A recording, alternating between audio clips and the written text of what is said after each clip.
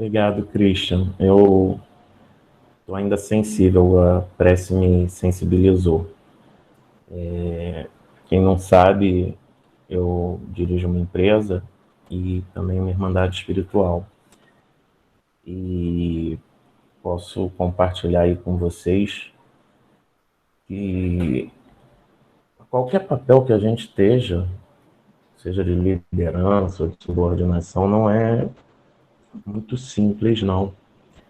Mas quando a gente é líder num momento crítico em que a gente precisa tomar decisões, fazer escolhas com as quais a gente nunca, pelas quais a gente nunca passou, que a gente não tem experiência, em que falta até mesmo informação concreta, segura, em que você tem diversos valores a colocar em conta, isso não é simples, é muito difícil.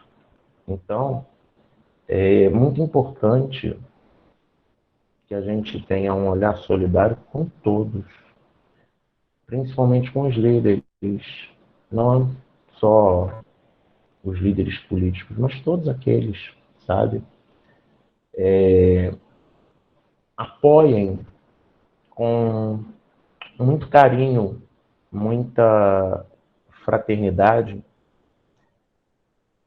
e solidariedade aqueles que são os seus pares, aqueles que estejam subordinados a você e também os teus líderes, porque somos essencialmente todos humanos e a nossa vida é feita de escolhas, que inclusive é um tema que eu quero trazer para cá hoje, e escolhas não são fáceis de serem tomadas.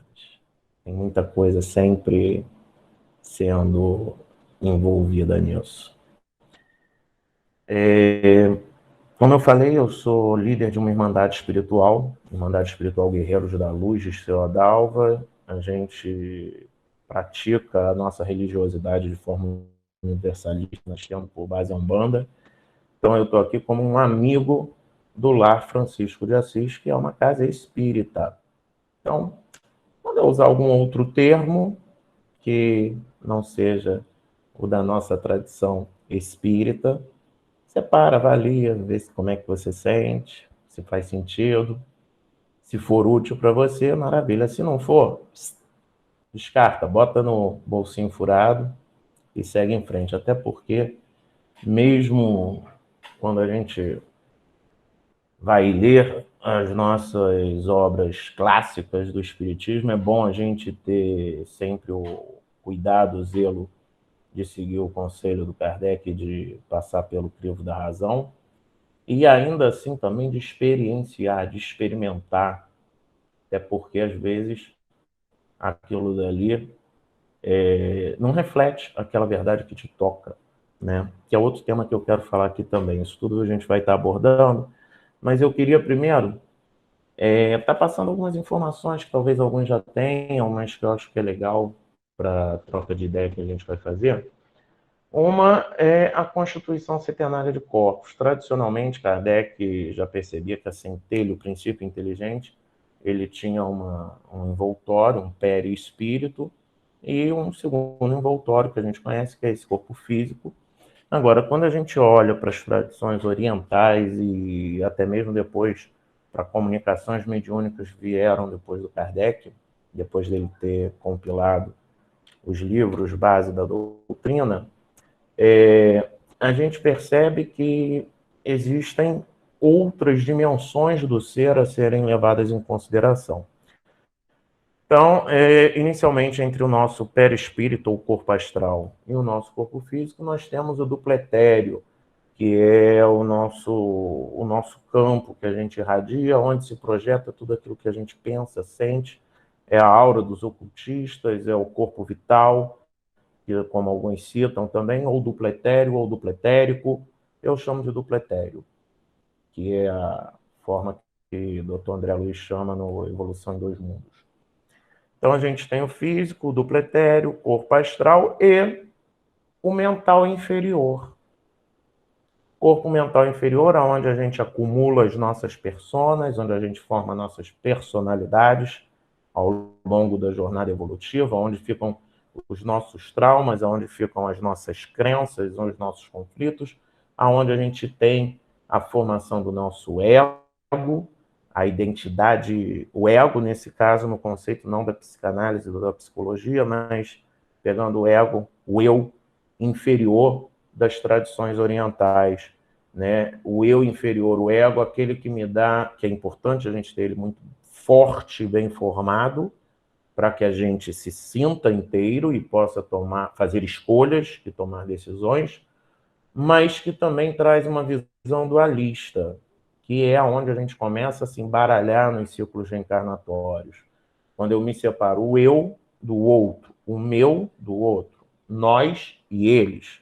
E aí a gente começa a ter o sentimento de posse, o sentimento de soberba em relação às outras pessoas. A gente perde aquela visão empática e solidária de unidade para a gente se fragmentar em egos.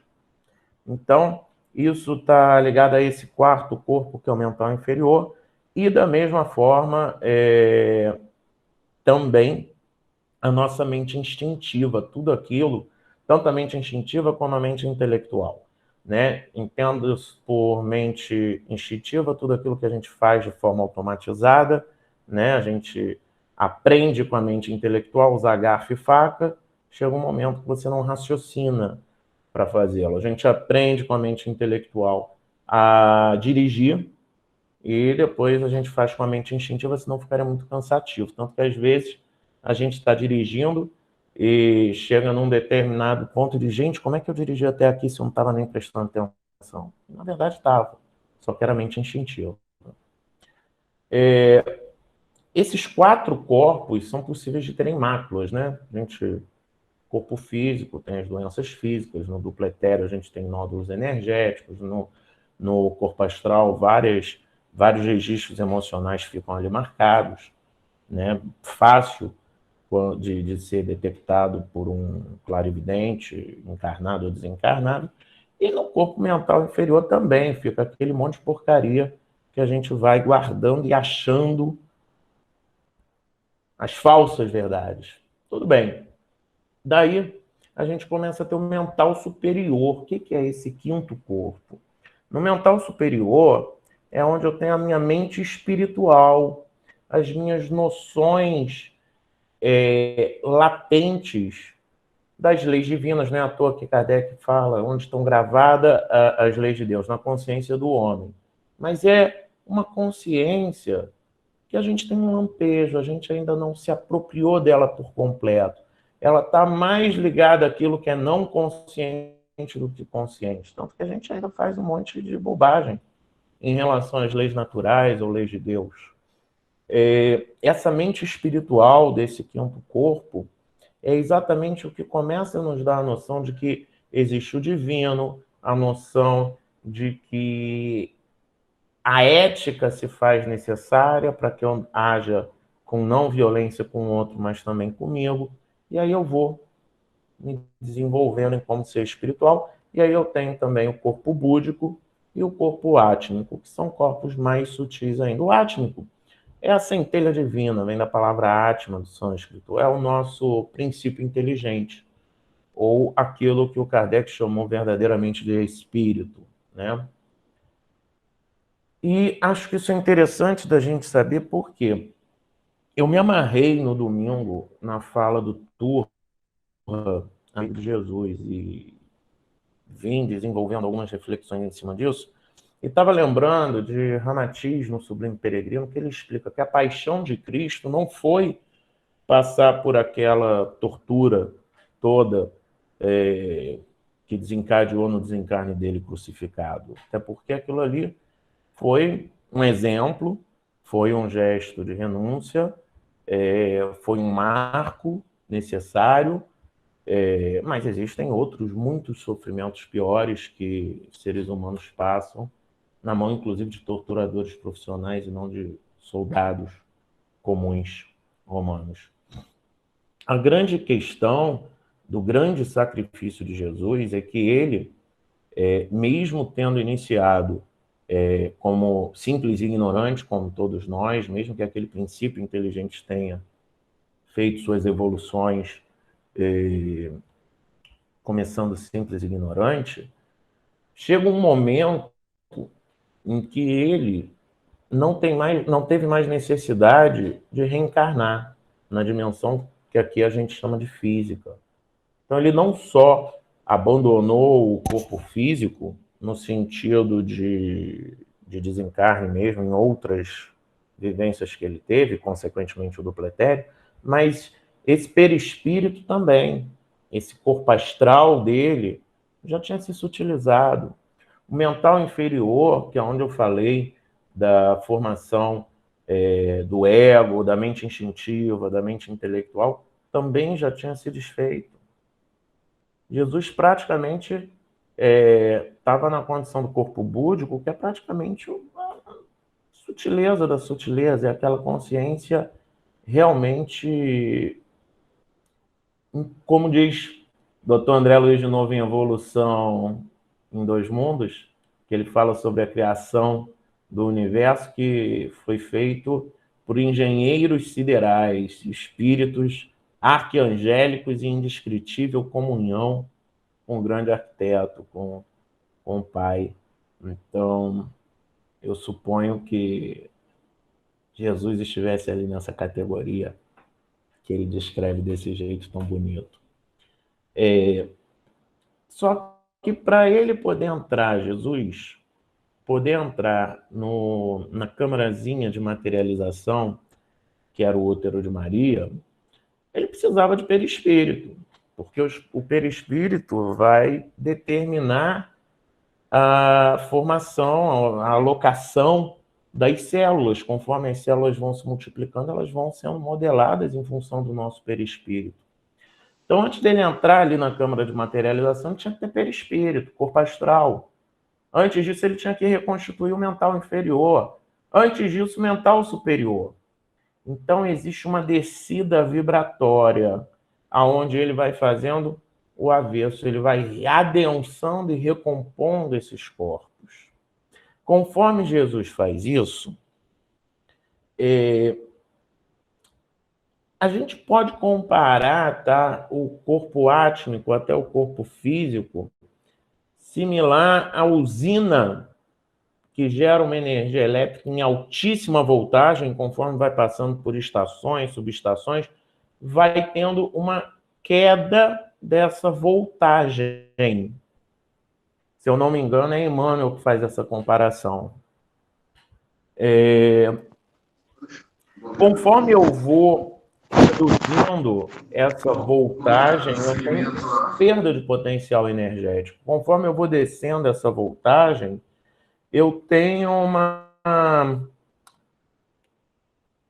perda de potencial consciencial. Você começa a se limitar pelo veículo que você usa. Não me adianta eu pegar um grande piloto de Fórmula 1 e colocar ele num Fusion, né, da Ford, que é um bom carro, top de linha, que mesmo sendo top de linha, ele não vai atingir o que ele alcança dirigindo o carrinho dele de Fórmula 1. Da mesma forma, se eu pegar um carrinho popular, um Uno, um Palio, ele vai ter um outro desempenho. Se eu colocar ele numa Brasília, vai ter um desempenho inferior. E numa bicicleta, menos ainda. É claro que o piloto continua sendo o mesmo, com tudo que ele tem ali acumulado, mas o veículo que ele usa para se manifestar tem uma perda de capacidade de ação. Diz Ramatiz que isso durou aproximadamente 1000 anos. 1000 anos em que essa consciência foi se reduzindo, se compactando, se limitando, se adensando para poder formar um corpo astral. E aí sim está a verdadeira paixão de Jesus. O sofrimento que ele teve que se impor para poder encarnar numa dimensão como a nossa, num planeta de 3 dimensões, com um padrão vibratório que a gente tem, muito diferente do dele. Que há muito tempo ele já não tinha contato. E Jesus não nasceu igual um super-herói, ainda que ele tenha sido um herói, ele não nasceu com superpoderes, aonde desde pequenininho ele tinha total consciência de tudo que ia acontecer e foi só vivendo igual um teatrinho. Senão ele não servia de exemplo, não servia para nada. Não foi teatro. Tudo que Jesus viveu, viveu como homem, com corpo físico, com todas essas questões, esses compartimentos de mente que eu estou citando para vocês. E com angústias também. A gente percebe que já se manifestava a sua mente espiritual no anseio de ter contato com mestres, com a religiosidade, de buscar novas informações, a sua capacidade de contemplar a vida, de contemplar o belo, a sua capacidade de fazer perguntas profundamente filosóficas. Era um garoto irrequieto, Jesus menino. No mínimo, profundamente incomum da turma que estava ali naquela época. Então, esse Jesus menino, ele começa a ir despertando e se questionando, olhando para dentro, descobrindo seus valores, tendo contato ali, era a rota de, não se sabe até os 30 anos, dos 12 aos 30, o que ele fez, mas ali em Nazaré e na Galileia toda ali era uma região de passagem de rotas, então certamente ele teve contato com pessoas de outras culturas, gregos e etc. Há teses até de que ele possa ter tido profundo contato com os Vedas indianos, porque muitas das coisas que ele fala e que os evangelistas replicaram são conceitos da tradição hindu, né? Ou ele simplesmente, olhando para a mesma luz que outros mestres olharam, deu a forma, a fala muito similar. Afinal, estavam todos eles buscando a verdade. E essa verdade não é uma verdade absoluta, no sentido de lei, letra, regra. É uma verdade, é uma pesquisa profunda dos seus verdadeiros valores que permite a ele entender aquilo que ele dá valor, aquilo que ele dá importância e aquilo que ele não dá. Aonde ele consegue entender e construir para si uma verdade que era o propósito da sua vida. No momento em que Jesus reconhece os seus valores e estabelece o seu propósito, ele começa a não se definir mais pela vontade, pelo ego, pela separação entre eu e o outro. Ele começa a desenvolver uma capacidade de empatia, de solidariedade e de resiliência a desagrados muito grande. Essa união desse propósito e essa fé como certeza daquilo que se espera é a verdade com V maiúsculo que ele, mais do que entender, ele não entendeu, ele sentiu. Mas sentiu algo que fazia sentido. Se não simplesmente sentir, se torna algo pueril de sensações físicas. Não é isso que eu estou falando. Eu não estou falando de sensações que os 5 sentidos nos deem, mas de um sentido maior. Um sentido que deu a ele força para passar nos anos seguintes por diversas tribulações, algumas que ele pressentia que iriam acontecer, mas que ele se manteve convicto, firme. É quando Turra, no domingo, vai e comenta, porque ele, Jesus, o que ele fez quando ele saca a sua verdade? Ele vai e quer passar por um rito de iniciação. E aí ele procura o que estava sendo feito na época, que era pegar e fazer a imersão novamente nas águas, né? Similar às águas do nosso útero. Ele procura o primo dele, João Batista, e aí, logo depois que ele é batizado, ele passa por esse rito de iniciação, entra o que o Turra comentou com a gente no domingo belamente. Ele se retira em quarentena quarentena é o que estou falando, né? Se retira em quarentena no deserto para poder consolidar tudo aquilo. E aí vem aquele demônio interior, aquele espírito interior, trazendo os sentidos do paladar e da fome, trazendo a soberba, trazendo a ideia de manipular do alto, se jogando para que Deus fizesse uma intervenção com os anjos, a cobiça do poder, tudo aquilo vai vindo as tentações, e que foi tão belamente explicado no domingo, e ele passa por tudo isso com tranquilidade, porque ele sabia com clareza qual era a verdade dele. Tanto que várias vezes ele afirma: conhecereis a verdade, ela vos libertará do jugo das emoções, dos sentidos, do ego inferior, porque você tem a sua verdade.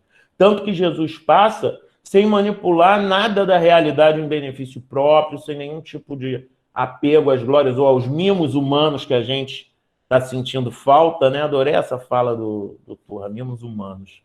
Em lugar de uma experiência espiritual. Ele queria uma experiência espiritual e plena, né? E o que é legal, que ele não era dominado, Jesus, nem pelo corpo físico, nem pelas emoções e nem pela mente. Jesus sabia que ele não era o corpo, a mente e nem as suas emoções, que ele era mais do que isso. O ser espiritual que habita a tudo, a todas as criaturas, a toda manifestação da natureza.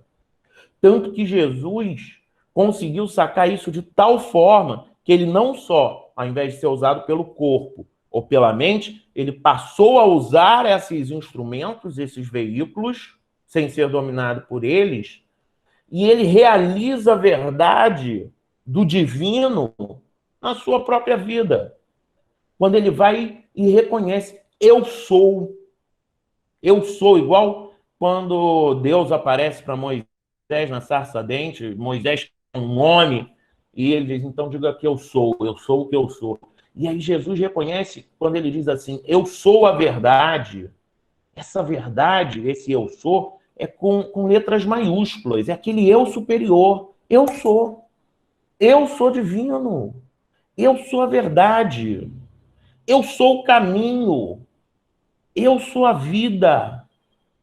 Ele, mais do que entender isso, porque a gente tem várias tradições que nos dizem coisas parecidas, o conceito de vós sois deuses, o Sai Baba, que eu gosto tanto lá na Índia, que perguntavam para ele se ele realmente era um avatar, se ele era um deus encarnado, ele dizia que sim, e você também, a diferença é que eu sei disso e você não.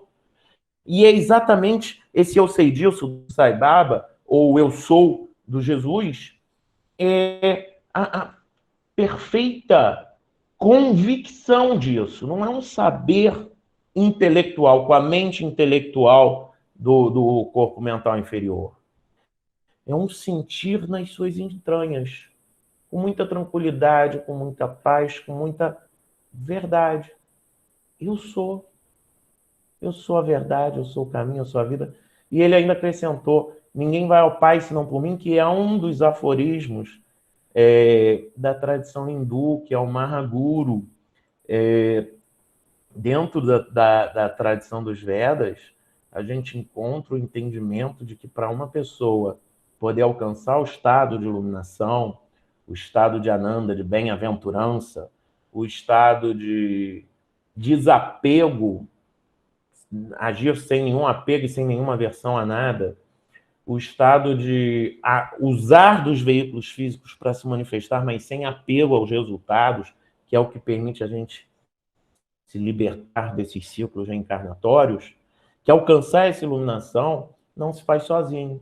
Tanto que nas tradições orientais, tanto se recomenda a comunhão entre os devotos, que aliás Jesus também fala: onde houver 2 ou mais eu estarei presente, como o conceito de Mahaguru, de que a gente precisa de um guru, de um mestre maior, porque pelo contato com esta grande alma, nós iremos ser alavancados na expansão de consciência, na busca por essa iluminação.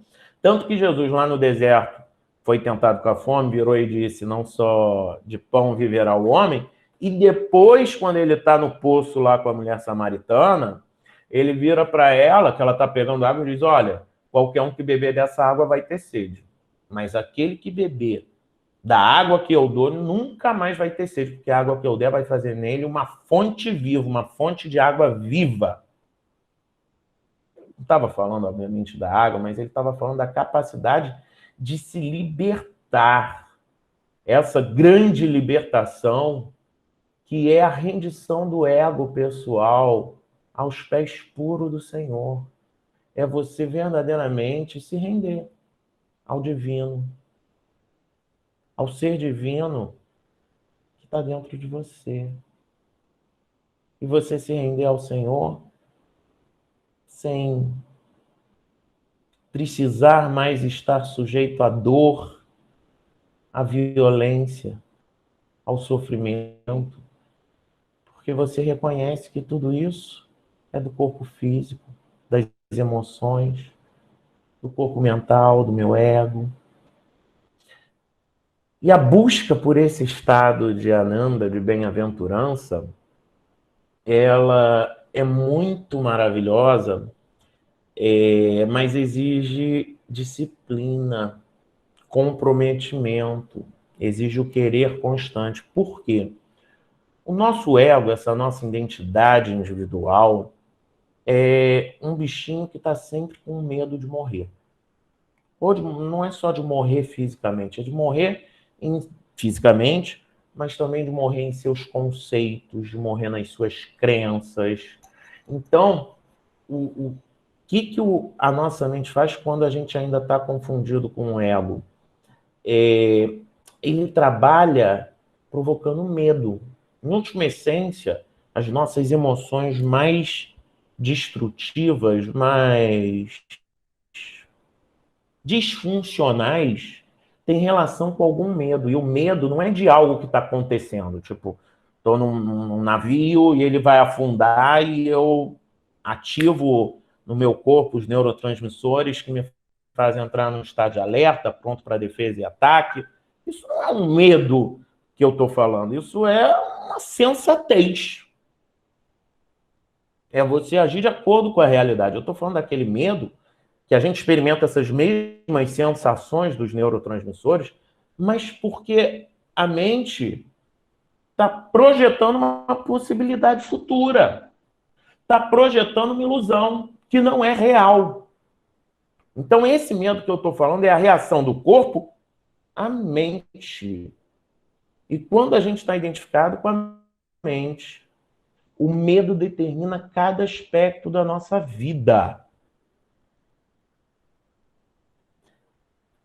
E para a gente pegar e conseguir reconhecer que o medo está se manifestando, eu gosto muito de uma frase do Eckhart Tolle, que é um escritor alemão, escreveu O Poder do Aqui e Agora.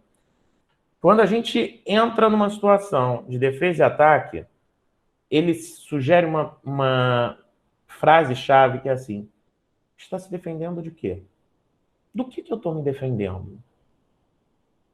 Do que eu estou me defendendo? Por que eu, ao invés de estar com uma comunicação não violenta, eu estou num processo de defesa? E ali eu consigo, respondendo isso verdadeiramente, começar a destravar esses embates de ego. E aí eu começo a ter o fim de qualquer joguinho de poder. Porque para isso, eu também tenho, nesses meus momentos de comunicação mais violenta, geralmente eu tenho algum valor interno que eu não estou conseguindo me sentir respeitado em algum valor interno. Mas quando eu pego e não tenho mais os valores do ego, mas sim os valores, que a gente poderia chamar de valores do espírito, esses valores superiores, quando eu identifico eles, eu não me sinto mais respeitado. Eu posso, com toda tranquilidade, me posicionar, discordar, e tudo bem, porque eu não tenho que tentar matar o conceito do outro para a sobrevivência do meu. E aí eu dissocio da mente o medo, me conecto com o meu eu verdadeiro e começo a poder fazer escolhas melhores. Começo a ter liberdade. Conhecereis a verdade, ela vos libertará. Então, a minha proposta é que a gente aproveite a nossa quaresma, o nosso jejum de deserto de 40 dias que nós estamos tendo. Jesus ficou de quarentena e a gente está no nosso jejum aqui no nosso deserto. Para a gente começar a olhar para dentro com muito amor, com muita compaixão, mas sem ser autocorruptível. Não é fazendo exame de consciência, eu fiz algo certo, eu fiz algo errado. Não. Até porque certo e errado é dentro da ótica de alguém de fora. Não estou falando de moralismo, eu estou falando de olhar para dentro, reconhecer o que eu tenho de sombrio, de tenebroso, o que eu tenho de luz, de potencial, e começar a entender meu funcionamento com perguntas chaves. De que eu me defendo quando eu sou contrariado e entro num processo mais agressivo? Qual é, aliás, gostaria que vocês levassem essas perguntas anotadas para fazer essa reflexão. Do que eu estou me defendendo? Qual é a minha mentira? Eu não quero saber qual é a sua verdade. Porque muitas vezes a sua verdade é a sua vontade. A gente ainda não tem clara a verdade na nossa consciência. Então, qual é a sua mentira? O que te adoece e como você teme isso? Pensa nessas 4 coisas aí, ó. Porque quando eu falo de qual é a sua mentira que você conta para você mesmo, eu tenho a ver, estou falando de crenças limitantes, eu estou falando daquilo que te impede de viver de acordo com a sua essência e que talvez esteja com você desde que você nasceu, desde que você era pequenininho. Uma história que conta um grande amigo meu baiano, que ele viajou para Belém do Pará e lá o pessoal comia banana, o amigo dele estava comendo banana cozida com casca. Ele, credo, você come com casca? E o amigo lá de Belém, credo, você come sem casca? Por que você come com casca? Por que você come sem? Você que está me ouvindo. Você come com casca ou sem casca a banana cozida? E por quê? Provavelmente a resposta vai ser, porque foi assim que eu aprendi. A casca tem o dobro de potássio. É muito mais nutritiva. Isso é uma pequena crença limitante, eu acho um exemplo maravilhoso que o Luiz, lá da Bahia, me deu. E é isso, quantas pequenas coisas a gente faz e nem sabe por quê. Então, qual é a sua mentira? A segunda pergunta, o que te adoece, ela é muito séria, porque a gente está falando de autopunição. Eu tenho uma grande amiga que eu considero como mestre, uma mestra ela para mim, Shirley Gonçalves, ela é daqui da região, que ela diz assim, se observa se você está se colocando no papel de vítima ou no papel de algoz. Porque ninguém é 100% vítima ou 100% inocente ou 100% culpado. Não tem isso, 100% inocente ou 100% culpado. Existem responsabilidades. E a gente tem uma tendência muito forte a se colocar no papel da vítima, a continuar no papel da vítima. Porque todo mundo aqui na vida já experimentou ser vítima de alguma coisa. Todos nós, em alguns momentos da vida, somos vítima. Qual é o problema? É nós continuarmos apegados à crença de que somos pequenos, de que somos vulneráveis, de que a gente não tem poder de ação naquela situação. Então, eu fui vítima de alguma coisa ruim. Tudo bem. Mas eu posso ressignificar isso entendendo que não vai ser sempre assim quando determinada situação acontecer. Que eu tenho, sim, tanto poder como aquele que foi o meu algoz. Eu tenho, sim, o poder de me posicionar, de me colocar. Eu tenho o poder de fazer escolhas diferentes. Porque se colocar no papel de vítima é continuar dando ao outro mais poder sobre você do que si mesmo. Então, experimenta se perguntar se você está se colocando como vítima, como algoz, porque quando eu falo do que te adoece, a gente começa a trazer doenças psicossomáticas, ansiedade, depressão. Agora, se você é um buscador da verdade, se você busca expandir a tua consciência, se você está se propondo a uma busca de espiritualidade, você já sabe que você tem um monte de crenças limitantes que é a sua mentira, que te limita a encontrar a verdade com V maiúsculo. Você já sabe o que te adoece. Qual é a autopunição, doença psicossomática, o que é de ansiedade que você tem. Aí eu lhe pergunto, a terceira pergunta que eu fiz. O que temes e como temes? Por que ter este temor? O que tu temes? Então, entender este processo é tirar do campo do não consciente, trazer a claras vistas, a clara luz, é dar nome e forma àquilo que no abstrato eu não posso trabalhar. Mas quando eu reconheço, quando eu vejo com clareza e trago para frente dos meus olhos, eu sou capaz de lidar com aquilo. Inclusive, de aceitar. Porque não é algo que precise necessariamente ser eliminado. As minhas sombras, eu não elimino, não. São os meus monstrinhos que fazem parte de mim. Eu boto eles aqui, ó, do meu ladinho, não quero eles atrás, para não me dominar, não ficar escondido, e nem na minha frente tomando decisão por mim. Eu quero meus monstrinhos aqui, ó, ombro a ombro comigo, para eu poder olhar para eles e poder saber até como, em que momento agir, dar passagem a algo que não seja tão bonito, mas que seja honesto, justo, ético, funcional. Então, eu quero sugerir que na nossa quaresma, no nosso período de 40 dias de reclusão, a gente use isso como a possibilidade, use toda a potência desse momento para o autoconhecimento, para a busca interior, para descobrir a sua verdade, porque descobrireis a verdade e ela vos libertará. Christian, com você, como é que a gente segue agora, Christian?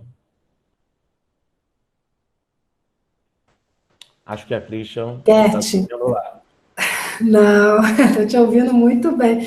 Eu estou aqui olhando os meus monstrinhos, pensando nos meus monstrinhos aqui, olhando para eles, encarando-os aí com bastante resignação, né?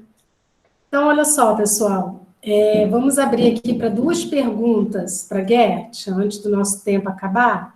Alguém tem alguma pergunta que gostaria de fazer, Gert? É bom que as perguntas ajudam, porque eu só consegui falar metade do que eu estava pretendendo. Aí as perguntas já vão no ponto-chave, naquilo que ficou meio escondidinho aí, não foi tão dito. Alguém quer compartilhar alguma coisa com Gert aqui? Christian, enquanto o pessoal escreve, eu posso fazer aqui aquela Fica à vontade. chamadinha? Pessoal, botar aqui um paralelo enquanto alguém faz pergunta aí escrevendo pelo chat, que hoje eu estou iniciando aqui em Rio das Ostras uma unidade de uma iniciativa chamada O Mundo é Amor. Eles estão começando a fazer distribuição de mantimentos e itens de necessidade básica nas comunidades lá da Zona Oeste do Rio de Janeiro. Estão estruturando uma unidade em São Paulo, e agora nós vamos estruturar aqui a unidade de Rio das Ostras. Basicamente, o que a gente faz é receber doações de gêneros alimentícios, de saúde, de limpeza, montar kits adequados para uma família e semanalmente entregar para as famílias que estejam com algum tipo de restrição por conta do Covid. Então, a gente já tinha um monte de gente que estava numa situação de vulnerabilidade, e agora a gente tem mais um montão de pessoas queridas que não estão podendo manter a sua renda e, de repente, ficaram numa situação de vulnerabilidade não só pela questão sanitária. Então, o nome do projeto é O Mundo é Amor. Quem quiser, por favor, acesse o site omundoeamor.com.br e vai ter lá como fazer contato, porque nós precisamos de voluntários para esta unidade aqui de Rio das Ostras. Se você quiser trabalhar como voluntário, é só acessar omundoeamor.com.br, que eles vão te encaminhar meu contato, tudo bonitinho, e você participa com a gente aqui dessa construção dessa unidade, tá bom? Alguém quer compartilhar alguma coisa com Gert? Senão a gente vai para a nossa prece final. Se alguém quiser, é só... uma pessoa escreveu. As 4 Quando a gente busca essa verdade de maneira honesta, como você disse, acabamos ficando à mercê de sentimentos que nos fragilizam. Qual a melhor maneira de lidar com isso? Qual a melhor maneira de lidar com essa fragilidade? Né? Christian, repete para mim, por favor, Christian. Porque tem uma questão aí muito chave, muito séria. Quando a gente busca essa verdade de maneira honesta, acabamos ficando à mercê de sentimentos que nos fragilizam. Peraí, nós não estamos à mercê de sentimentos que nos fragilizam. Não estamos. Quando a gente tem emoções e sentimentos e sofrimentos, isso é fruto do nosso apego ou da nossa aversão. Todo apego e aversão, ele vai brotar do ego. Ele vai vir do ego. Então, e do medo que esse ego tem de morrer. Por isso a gente tem apego e aversão. Então, essa dor e esse sofrimento, eu tenho que lidar com ela com todos os recursos que eu tiver, com todas as disciplinas que eu puder trazer para expandir minha consciência e superando o meu ego. Então, dessa forma, se faz muito importante, é muito importante a busca de algumas disciplinas, como a meditação, as perguntas que eu citei, a pergunta de se eu estou me colocando no papel de vítima ou algoz, a pergunta do que me adoece, como me gera o temor, porque quando eu entendo os gatilhos e as manobras que a minha mente vai criar, as ilusões, quando eu reconheço que elas são ilusões, eu tenho a possibilidade de me desapegar dessas ideias e desses conceitos. Agora, uma coisa que é legal, que eu acho que a gente pode trazer aqui, do próprio período que Jesus esteve no deserto, é que diz assim, e no final dos 40 dias, os anjos lhe serviram. Nós temos um grupo enorme de anjos prontos a nos servir. Sejam esses espíritos de luz encarnados ou desencarnados. Então,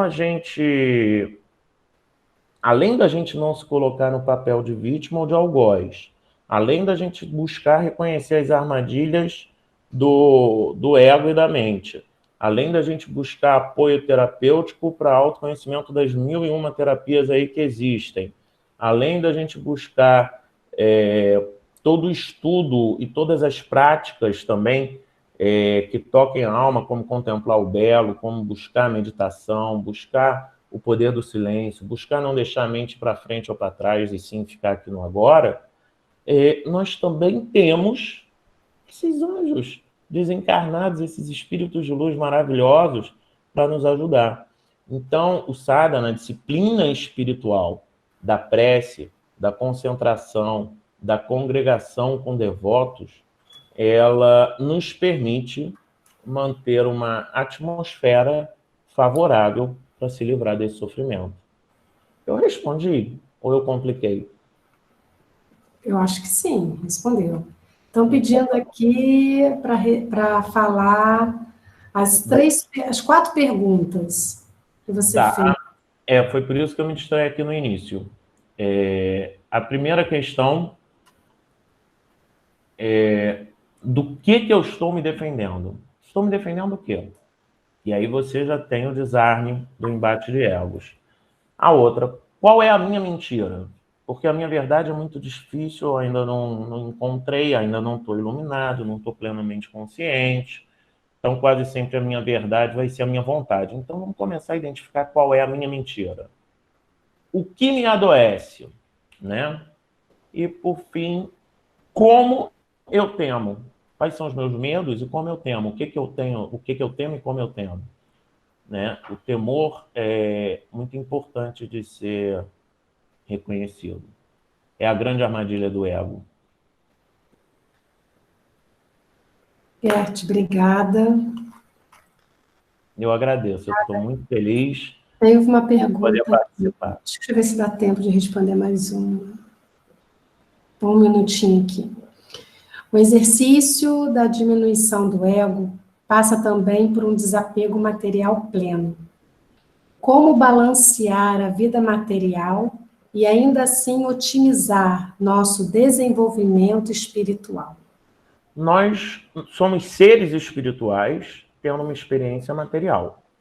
Nós somos seres gregários. O ser humano tem um instinto de sociabilizar-se, né? Não adianta a gente virar um ermitão ou querer viver longe do mundo. Inclusive um mundo onde a nossa sociedade é uma sociedade monetizada. Até no comecinho lá do umbral, lá no nosso lar, também é monetizado, que eles ainda usam a referência do Monos Hora para poder estabelecer trocas e etc. Então, o grande segredo não é você não viver essa materialidade, principalmente na questão financeira, porque a gente tem que se abster do apego e da aversão. É muito interessante uma história de um discípulo de Buda, do Siddhartha Gautama, que ele era muito rico, né? O Siddhartha, ele quando começou a sua jornada messiânica, a expansão da consciência dele, ele como um príncipe abandonou tudo, foi para a floresta, ele levou longos períodos com disciplinas ascéticas bem severas, depois ele viu que não trazia o resultado, aquilo ali trazia mais era a deficiência do corpo físico mesmo, foi quando ele entendeu a necessidade do caminho do meio. Mas esse discípulo que via em Siddhartha Gautama um grande mestre, ele não abandonou nada. Ele continuou no seu palácio, com a sua esposa, com seus filhos, com tudo que ele tinha. E isso provocava um certo ciúme nos outros discípulos que iam questionar ele. Aí ele virou, olha só, o meu dinheiro, a minha riqueza, está causando mal a vocês, não a mim. Eu não tenho nenhum apego a ela, mas parece que a aversão de vocês está fazendo muito mal a vocês. Então, eu acho que o grande segredo, se eu não me engano, é o Evangelho segundo o Espiritismo que trata desse ponto, de nós reconhecermos-nos como administradores dos bens divinos. Reconhecer que nós não somos possuídos pelo bem material, pelo dinheiro ou qualquer outra coisa desse mundo ilusório que a gente está encarnado, da dimensão física. É não ser possuído, é possuir. E possuir como um administrador, aonde você evite os abusos, tanto do apego como da aversão e da vaidade, mas se proponha a fazer daquilo que você tem algo útil para o todo, para o coletivo.